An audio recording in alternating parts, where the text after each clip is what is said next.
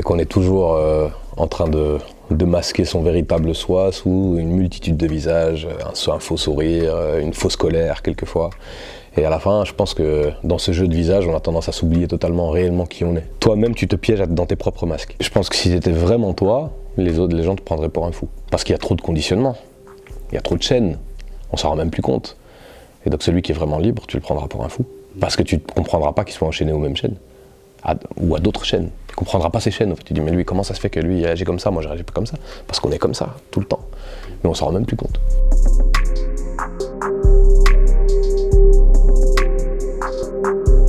Donc ça, c'est l'utilité des blessures. Voilà, donc là, je m'adresse, si tu veux, là-dedans, à moi-même et puis à quelqu'un. Tu vois, je parle d'un petit frère, c'est vrai, en plus, j'avais croisé un petit frangin la veille qui était là, qui savait plus quoi faire, et il me parlait de, tu vois, de faire une connerie, quoi. Et c'est une manière aussi de dire, écoute, ce qui t'arrive, c'est toujours compliqué dans la vie, mais en fait, on se rend compte souvent des années plus tard, après qu'il soit arrivé un problème, un drame, ça peut être une rupture amoureuse, ça peut être un drame qui va beaucoup plus loin que ça. On se rend vite compte que la vie nous a menés parfaitement à l'endroit où il fallait qu'on soit. Sauf qu'il fallait cette secousse pour que tu dévies ta trajectoire. Mais au moment où elle arrive, tu luttes. Non, je peux pas, comment ça se fait que ce truc-là m'arrive et tout. Et c'est ce que j'explique dans le truc, tout a un sens. Je comprendrai plus tard, mais je sais que ça a un sens, je me laisse. J'ai reçu le choc, je pars par là. Certains l'appellent la vie, d'autres l'appellent Dieu. Hein. Mais voilà, tu prends ta secousse, tu pars, tu suis le courant. T'essayes pas de lutter contre le courant. C'est juste ça. Certains l'appellent la vie, d'autres Dieu, toi tu l'appelles comment? Moi je l'appelle Dieu. Mais Dieu c'est la vie, avec un grand V, c'est le vivant, avec un grand V, donc au final tu peux l'appeler la vie. Mais ce mot est très connoté, Dieu est très connoté. Moi il ne me pose plus problème parce que je l'ai vidé de son contenu pour le re-remplir. Mais à la base, je veux dire, les hommes n'ont pas fait le mot le plus positif qui puisse être, tu vois, dans l'histoire. Donc quand tu parles aux gens de Dieu, ça pose un problème aux gens. Dieu, arrête. C'est tout de suite il y a un problème, guerre, tu vois. Attentat, tout ce que tu veux. Dieu, c'est problème. Mais moi, je le vois plus comme ça, non, pas du tout. D'accord. Au contraire. Pour moi, tout est bon, en fait. Tout est parfait, en fait. J'en parlais encore l'autre jour à quelqu'un, on n'était pas d'accord. Pour moi, il y a des choses qui viennent des erreurs que tu vas commettre. Tu peux faire ce que tu veux. Tu crois que tu as un libre arbitre, et à certains moments, tu n'as rien. Pour moi, je crois au libre arbitre. Ça fait partie du sens de la vie des hommes. Mais il y a certaines choses que tu vas devoir commettre. Tu vas devoir rentrer dans le mur parce que ça fait partie de ton apprentissage.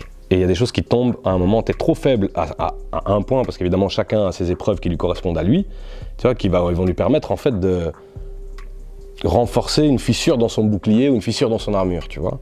Donc lui, ça veut dire que cette épreuve-là va lui permettre de voir qu'il a une faille dans sa garde et il va travailler sa garde.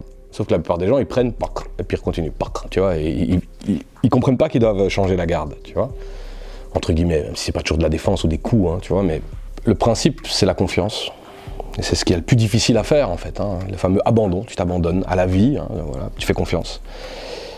Jusqu'à le truc ultime, c'est-à-dire l'enfer. Bon, il y a beaucoup de croyants, on voit l'enfer comme la punition éternelle. Moi, je le vois plus comme un endroit, pour moi c'est métaphorique, tu vois. Et en plus de ça, c'est l'endroit où c'est comme si tu devais te purger de tes fautes, quoi, je veux dire, plus des fautes, d'un karma négatif que que aurais accumulé, tu vois, au fur et à mesure de ta vie et tout. À un moment, si t'es pas parvenu à être en paix avec toi-même, eh ben il va falloir, quelquefois, il faut le faire en passant par des épreuves vraiment douloureuses, tu vois.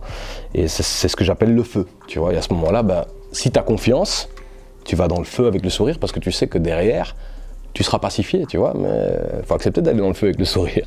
Et la plupart des épreuves, comme je te disais, on lutte contre. On ne va pas avec un sourire dans l'épreuve. C'est normal, hein, tu vois, mais enfin, ça devrait pas être normal, mais en tout cas, c'est notre réflexe de base.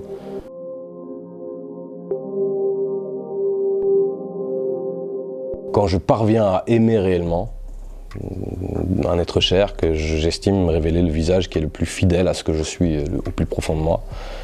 Et les soirs de pleine lune, pour moi la pleine lune c'est un symbole, tu vois, c'est là justement un être réalisé totalement, tu vois. Donc quand je me sens en état de réalisation presque pleine, parce que j'estime pas encore y être, c'est dans ces moments-là que je montre le visage en tout cas le plus fidèle à ce que je suis à l'intérieur de moi, tu vois.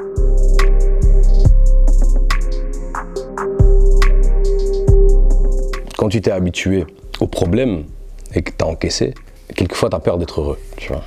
Parce que tu te dis, ok, maintenant je suis heureux, qu'est-ce qui va se passer derrière? Tu n'arrives même plus à profiter vraiment parce que tu te dis, ok, je sais que derrière je vais avoir un coup dur. Et donc tu n'arrives plus trop à vivre dans le moment présent. Et c'est ce que je dis, je suis un enfant de l'hiver, moi j'ai grandi dans l'hiver, c'est-à-dire que j'ai eu, voilà, après j'ai eu de l'amour et tout ça dans ma vie, mais j'ai quand même eu des bons coups durs, et comme plein d'autres, donc je suis un enfant de l'hiver. Je pensais que je suis rodé à plein de trucs, mais quelquefois, le simple fait d'être heureux, c'est ce que j'appelle le printemps, la renaissance, tu vois. Je tremble quand le printemps vient, c'est pas alors que je suis l'enfant de l'hiver, tu vois. Je pense qu'on est beaucoup comme ça, en fait. Peut-être même à cultiver quelquefois sa propre souffrance, sa propre moi. Moi, tu sais, j'ai souffert, moi j'ai plus souffert que d'autres. Et si je souffre, en fait, tu comprends, c'est parce que je suis intelligent, parce qu'en fait, il n'y a que les cons qui peuvent être heureux, tu vois. Et en fait, je prends tout ça un peu à revers, en disant, ben non. En fait, au final, souvent, tu as ceux qui sont heureux parce qu'effectivement, ils ne se posent pas de questions. Donc c'est ce que c'est les gens dire les imbéciles heureux, entre guillemets. Puis tu as ceux qui se posent des questions, du coup ça va pas. Et en fait, tu as le stade d'après toutes ces questions où tu parviens à reconstruire ta philosophie et tu parviens à être heureux en tout état de conscience, tu vois. Et ça, il faut une vraie intelligence pour faire ça. C'est très difficile. Et c'est le fameux éveil, en fait, dont je te parlais, tu vois, petit à petit. Et, donc c'est un peu de ça dont je parle. Tu vois.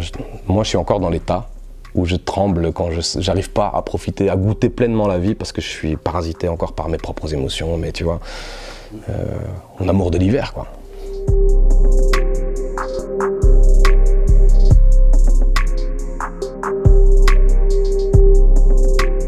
Donc ça c'est un contexte qui est la fin des années 2000. Je commence à sortir mes premiers morceaux en solo. Et donc je suis artiste émergent, je viens d'émerger. Et donc là, maison de disque, proposition, maison de disque en France. Donc rendez-vous avec les uns, avec les autres, on va sur Paris et tout. Et il y a un discours récurrent qui revient chez tout le monde, c'est écoute, Cynic arrête, Cynic va bientôt arrêter, être blanc ça fait vendre, hein, il y a un phénomène d'identification. Et c'est normal, hein, ils voient ça de manière, c'est le marketing pour eux, tu vois. Donc ils disent voilà, ok, toi t'es le suivant quoi. Donc on va faire en sorte que tu sois le suivant. Dans cette logique-là, ils disaient mais commence pas à dire tout de suite que t'es belge, tu vois, tu le diras plus tard, comme ça, bon, il n'y a pas de problème d'identification, parce que les Français, sinon, tu vois. Et moi, évidemment, j'aime jamais, j'ai un problème de suivre des choses, tu vois, c'est un peu ce que je dis dans Sauvage, justement, tu vois, j'ai toujours eu ce côté un peu sauvage dans la musique. Et donc je suis rentré, qu'est-ce que j'ai fait? J'ai écrit BX Vibes avec tout ce côté belgitude, ce cri, j'ai fait un remix, tu vois, j'ai clippé. Donc je me suis tiré une balle dans le pied selon eux, sauf que finalement, ça a aussi contribuer à continuer à internationaliser un peu ma carrière et à implanter BX dans la tête de plein de gens un peu partout, parce que finalement je me retrouvais en France et on me disait BX Vibes, ou des Français venaient ici, ils voyaient Bilal parce qu'ils l'avaient vu dans BX Vibes. Ça avait tourné dans la tête des Français, ce truc où il pleut, putain, Bruxelles. En plus, ils ont toujours eu un fantasme où tout se passait bien, c'est un milieu hip-hop, encore ils ont l'esprit hip-hop, soi-disant, ils croyaient, tu vois. Et donc ça a commencé, tu vois, à installer ça. Donc finalement, je le prends quand même comme une réussite. Je sais pas vers quoi l'autre chemin m'aurait mené, mais je suis confiant, tu vois, voilà. Dans le morceau, tu dis, eux ils parlent de BX, genre ils ont pas vécu ou ils ont pas le vécu. Ouais, c'est un discours qui revient souvent, que j'entends souvent, tu vois, dans les gars qui sont arrivés et qui peuvent représenter BX actuellement, ou qui parlent de BX. Ben voilà, moi j'ai souvent ce discours de gens qui disent c'est qui ces gars qui viennent, où ils étaient, on les a jamais vus, et où ils ont vécu où, c'est pas vraiment des Bruxellois, ou alors ils ont pas vécu le côté street de BX, tu vois. Et moi dans ce morceau je dis ok, peut-être, mais en vérité voilà, je m'en fous. Mais quoi qu'il en soit, moi, Bruxelles je l'ai vécu tu vois, de fond en comble, ça fait partie de moi quoi. Ce que je dis, j'ai versé mon sang, mes larmes, Bruxelles fait vraiment partie de moi. Je réaffirme simplement ça en balayant toute cette partie, ces polémiques qu'il y a sur qui est bruxellois, tu vois.